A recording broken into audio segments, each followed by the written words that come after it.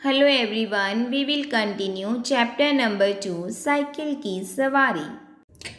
तभी सामने से एक तांगा आता दिखाई दिया। हमने दूर से ही डांट लगाई, भाई जरा बाईं तरफ, हम नए चलाने वाले हैं। तांगा बाईं तरफ हो गया। हम अपने रास्ते चले जा रहे थे कि अचानक पता नहीं घोड़ा भड़क गया या तांगे वाले को शरारत सूझी।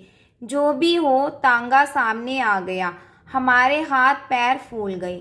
जरा सा हैंडल घुमा देते तो हम दूसरी तरफ निकल जाते, मगर बुरा समय आता है तो बुद्धि पहले ही भ्रष्ट हो जाती है।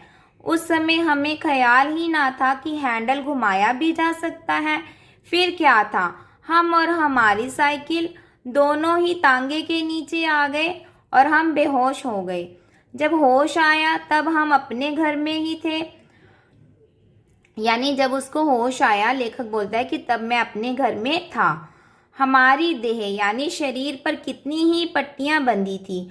हमें जरा होश में देखकर श्रीमती जी ने कहा, क्यों, अब क्या हाल है? मैं कहती ना थी कि साइकिल चलाना ना सीखो। उस समय तो किसी की सुनते ना थे। हमने सोचा लाओ सारा इल्जाम तिवारी पर ही लगा दें। ये किसने कहा था? ये लेखक ने कहा था कि अपना सारा इल्जाम मैं तिवारी पर लगा देता हूँ और आप साफ बच जाएं।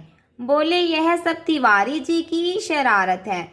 यानी उसने बोला कि ये सब किसने किया है? ये सब तिवारी जी ने किया है, उनकी शरारत है। श्रीमती जी ने मुस्कुराकर जवाब दिया, यह चकमा यानी धोखा उसे देना जो कुछ जानता ना हो। उस तांगे पर बच्चों को लेकर मैं ही तो घूमने निकली थी। सोचा चलो सैर कर आएंगे और तुम्हें साइकिल चलाते भी देख आएंगे।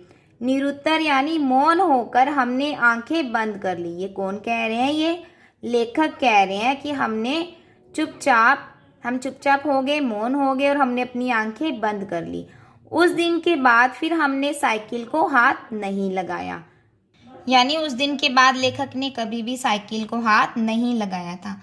अर्थात बच्चे, आपको इस कहानी से क्या शिक्षा मिलती है?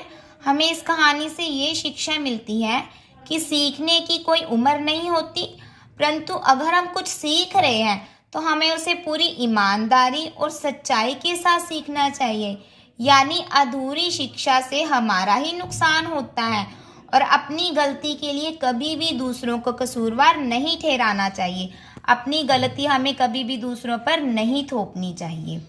आई होप आप सबको ये पाठ समझ में आ गया होगा। Have a nice day.